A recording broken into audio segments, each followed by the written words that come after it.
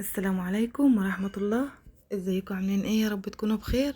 النهارده الفيديو بتاعي معانا سهل وبسيط جدا، عبارة عن حشوتين مختلفتين لايه، للسمبوسة او للمكرونة او للجلاش او للرقاق. اول حاجة هنعمل مع بعض الحشوة بتاعت الفراخ. معانا فرخة مخلية ومفرومة في الكبة. فرمنا حوالي نص كيلو بصل الاول وشوحناه في شوية سمنة، على معلقتين سمنة على معلقتين زيت. بعد كده ما اصفر لونه انزل بالفراخ المفرومه، واقلب كويس لحد ما الفراخ تاخد اللون الابيض بتاعنا وايه، والميه بتاعتها تنشف وتاخد صدمه كده يعني. بس افضل اقلب فيها بس لحد ما نوصل للمستوى ده. بعد كده بنزل بكوبايه من الذره المسلوق. الذره ده انا في موسم الذره بعمل ايه، بجيب ذره واسلقه كيزان سليمه زي ما هو في الميه، وبعد كده افرطه واخد الحب بتاعه ده واشيله في الفريزر.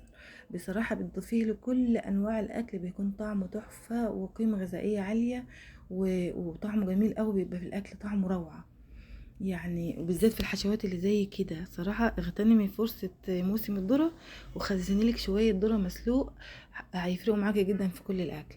بضيف بعد كده نص كيلو جزر مفروم برضو فرمته في الكبة، او ممكن تبشريه يعني، اللي يعجبك تعملي بالشكل اللي انت عايزاه. بس وبقلب كل المكونات دي على بعضها. بطلع بقى يا جماعة بكمية من الحشوة ممتازة وكمية كبيرة. بنزل بعد كده فلفل اخضر الوان، او ما انتش حابة تحط فلفل اخضر الوان حط كزبرة خضراء. المهم ايه، بكسر اللون ده بحاجة خضراء كمان بحطها. دي طبعا التوابل بتاعتنا كاري وكركم وفلفل وكمون وملح وبهارات السبع. دي كلها التوابل بتاعتنا بنزل بيها على اي طبخة بعملها. صراحة دي بهارات ثابتة معايا. بس بنقلب الحشوة بتاعتنا دي كلها واسيبها لحد ما تستوي. وفي الاخر خالص بنزل بالكزبرة الخضراء عشان ايه، تفضل لونها اخضر كده وحلو. دي ديت مكون من دي حاجة من الحاجات اللي انا بحشي بيها يعني. في بقى حاجة تانية طبعا بعبيها في اكياس واشيلها منين محتاجة الاقيه. الوصفة التانية اللي معانا النهاردة هي اللحمة المتعصجة.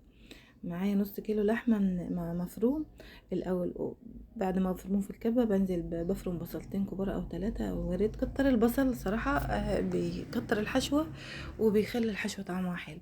بعصج البصل في زيت على سمنة، وبعد كده بنزل باللحمة وأقلبها، وفلفل ألوان والبهارات بتاعتنا. دي عبارة عن الحشوتين بتوعنا سهلين جدا وبساط، وأحسن حاجة يكونوا متوفرين معاكي في الفريزر على طول. دي كانت الوصفة بتاعتنا. السلام عليكم ورحمة الله.